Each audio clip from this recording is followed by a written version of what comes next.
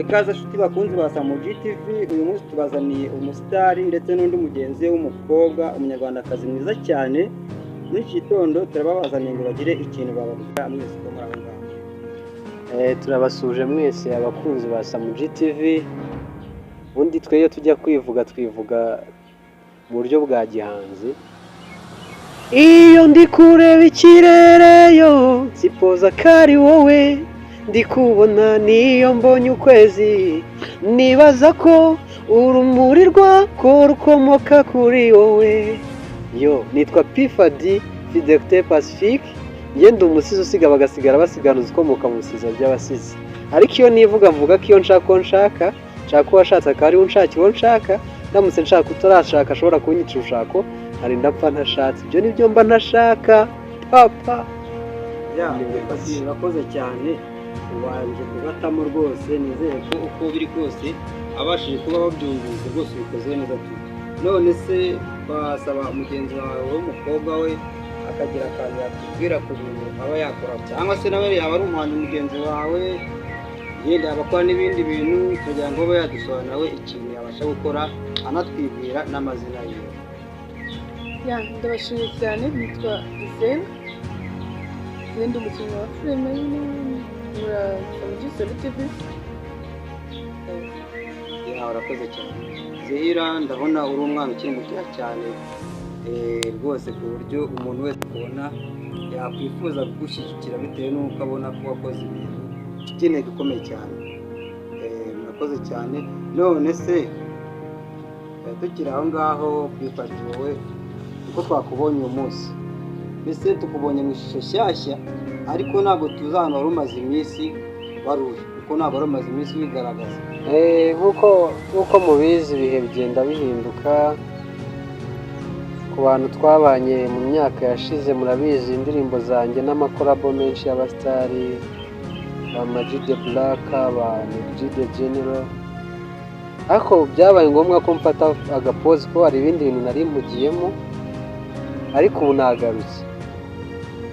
nagarutse kandi ndi kwibaza ko nzanye ikintu gishya kigendanye no guhuza umuziki n'ikoranabuhanga,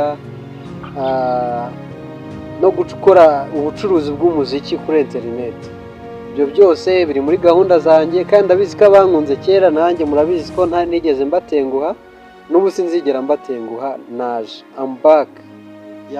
None se numvise uvuga ngo ni G The General, uriya mujyama twaramwemeraga twese ndetse n'abandi bamwemeraga kundusha. Ubu uriya muniga ni iki waba wari umuziho, wenda mukiri kumwe wagira nk'ikintu tubwira waba wari umuziho cyane? Icyo navuga ku muvandimwe ni uko ni inshuti yanjye, n'ubu ni inshuti yanjye ko turavugana turabonana kenshi. Ariko icyo namuvugaho ni uko muribuka bifu yajyaga iba hagati ye na Riderman, murabyibuka kera bakiririmba muri YouTube Soja, umwe yita Gaca undi akiyita Rusake. Nari abantu bahanganye, ariko ntago we yabikoraga kubera urwango, cyane ko ari we wazanye Riderman mu muziki. We yabikoraga nyine kugira ngo industry y'u Rwanda iryohe, ndetse n'abakunzi ba showbiz babashe kwishima, babashe kuryoherwa. Mu mutima we nta rwango, kuko ngiye korabo ye ntago yigeze indushya, ntago Neg-G yigeze ananiza, kuko ndibuka twajyanye no mu makonseri nk'ane cyangwa 5. Ndabyibuka aho twakoreye abita ku Muyumbu, Ikirehe, Nyamata muri Black and White, hakurya ku Rweru. Mbese ni umuntu uri hambo ku buryo abana n'abantu bose, kandi na n'iyi saha nibaza ko dufite amaporoje menshi tuzakorana nawe, ko ni umuraperi mwiza twubaha mu Rwanda. Icyo kintu navuga ko mufashe cyane.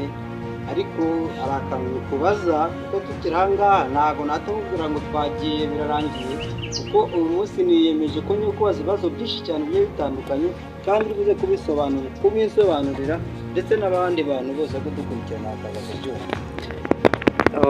Nta kibazo, I'm ready for icyo ukenera kumbaza cyose. I'm ready.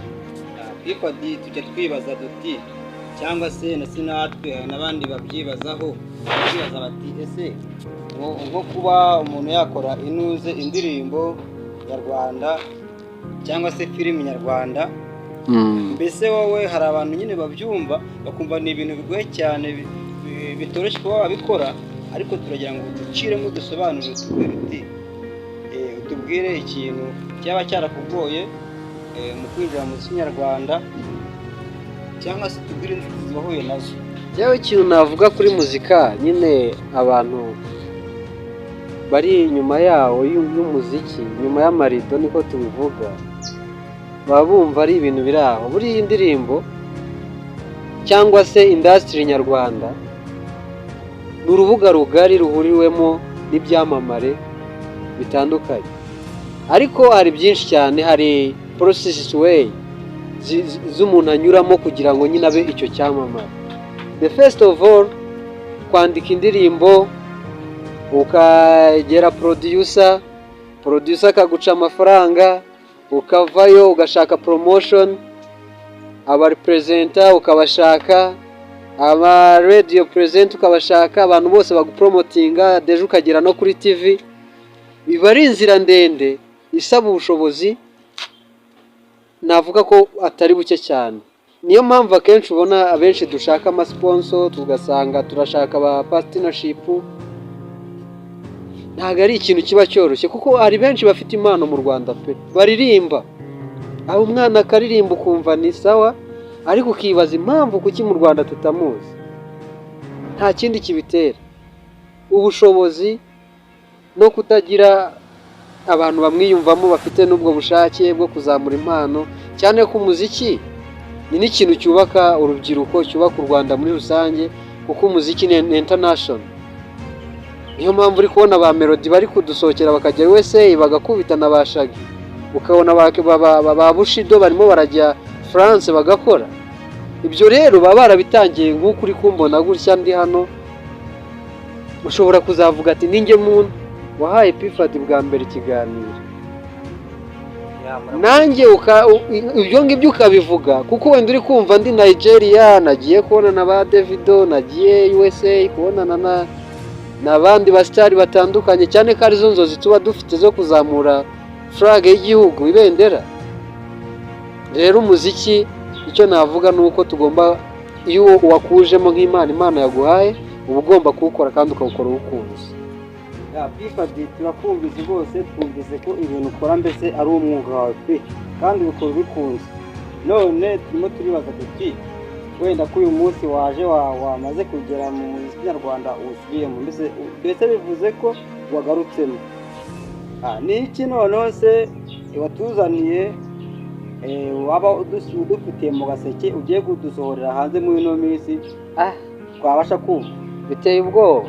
Nimbivuga ngo biteye ubwoba, mubyumve ko biteye ubwoba, kuko impamvu mvuga ko biteye ubwoba, murabizi ko mu kwezi kwa karindwi dufite amatora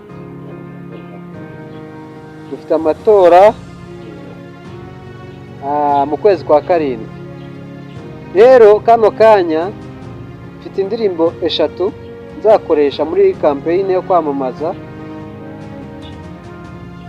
ariko ndakubwiza ukuri ko icyo ari cyo kintu cya mbere, kuko the first of all, mbere yuko ukunda abanyarwanda, banza ukunde n'icyo gihugu cyakubyariye ababyeyi, kikubyarira ingabo zakubohoye, ibintu bitandukanye. Ubu rongeye guhera aho ngaho, hanyuma tuzagaruka no mu zindi ndirimbo zisanzwe z'isi. Nk'uko mubizi, akenshi mba ndirimba ku rukundo, cyane ko urukundo n'Imana ivuga ngo mukundane nk'uko nabakunze.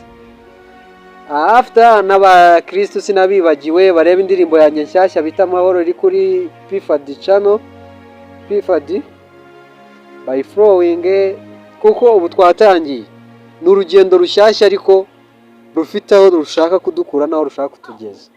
P-Fad twakusaba akantu gatoya, watubwira indirimbo ugiye kuzashyira kuri channel, cyangwa se iyo washyizeho? Turashaka ko watubwira iyo ugiye kuzashyiraho, ukaba waturirimbiramo agatero wenda kamwe, twumve n'uburyo ijwi ryawe rirambuye neza. Indirimbo nshyashya y'isi ngiye gukora, ya mbere yitwa Mon Bébé. Ni indirimbo nanditse nshingiye ku nshuti yanjye y'umudokiteri, niyo nanditse nyita Mon Bébé, kuko numvaga ko ari byiza ko n'uwo muntu namwumvisha ko couple ye n'umuntu we bishoboka. Iyo ndirimbo rero nkaba nabaha akantu gatoya kavuga kati baby baby you look like Anita girlfriend by Edu uwambereye mugango nyiza uburibwe uwa maetala maido uwambereye Dr. Baby nanjye reka mbe soja you will protect you. Murakoze cyane Boni rwose. P-Fadi wa nizere yuko abantu babashije kubikunda rwose. None se P-Fadi umuntu aba yakeneye kuba yakorana nawe ariko tukiri aho ngaho usibye ibintu bya muzika nyarwanda n'ibintu bijyanye na sinema ubikoraho? ibintu bijyanye na sinema ubundi nubwo bwose nta sinema ndakinamo ariko ntekereza ko navamo n'umukinnyi mwiza cyane ko mbikunda cyane. Iyo numva umuntu akunda umupira numva ko deja nawe ubonye yawukinisha. Nimba ukunda gitari birangira uyimenye. Kuba nkunda filimi rero ni ikimenyetso ko nshobora kuba n'umukinnyi wa filimi. Yego nkuko nisanze muri muzika nshobora no kwisanga cyane ko urubuga rugari duhuriyemo n'abastari bakina filimi, duhuriyemo n'abimideri, duhuriyemo n'abantu benshi. Niyo mpamvu numva no gukina filimi bishoboka cyane. Murakoze cyane. Ubwo noneho bivuze ngo na sinema ushobora kuzayikina muri iyi minsi ukaba wayigaragaza cyane rwose. Hagize umuntu wikenera na karibu kabisa, ntago nahezwa nakora nta kibazo. P-Fadi hari abantu bashobora kuba bakeneye kuba bahura nawe mugakorana ariko bakaba bibaza bati se uyu muntu twazamubona gute kugira ngo dukorane nawe, yaba ari muri iyo filimi cyangwa se no muri iyo ndirimbo tubashe kuba twakorana. Abo bantu wabaha nimero kawe basi bakagafata? Ntacyo biba bitwaye cyane ko iyo umuntu ari gukorana n'abandi ni nabwo aba yaguka, kandi murabizi ko n'u Rwanda igisobanuro cyabyo nyine ari ukwanda, ni ukwaguka. Burya iyo umuntu ari kwaguka ntabwo aba ari bibi cyane. Ukeneye rero P-Fadi ushobora kumuhamagara kuri 0779373622. Wasubiramo? 0779373622. WhatsApp. Kandi mukomeze mudushyigikire, mudufollowinge kuri YouTube, mukore subscribe, mukore share, comment, kandi naho tuzajya mu bitaramo mujye mwitabira deja dukomeze dusabane nk'abanyarwanda muri rusange, cyane ko duhuriye ku cyo bita ubumwe bw'abanyarwanda, the unity of Rwanda, turi umwe. Murakoze bakunzi bacu nka Samu GTV. Uko mubizi tubashyiraho filimi, ibintu by'ibiganiro ndetse n'amakomedi. Iyo twemejwe tubatamo umunsi ku munsi tubashyiraho utuntu twiza, mbese nta muntu umwe wemerewe kuzasinzira ari kureba ibintu byacu. Murakoze cyane rero nkuko mwadukurikiranye. Imana ikomeze igira iki duhana umugisha twese ndetse n'imbaraga. Ciao. Hello.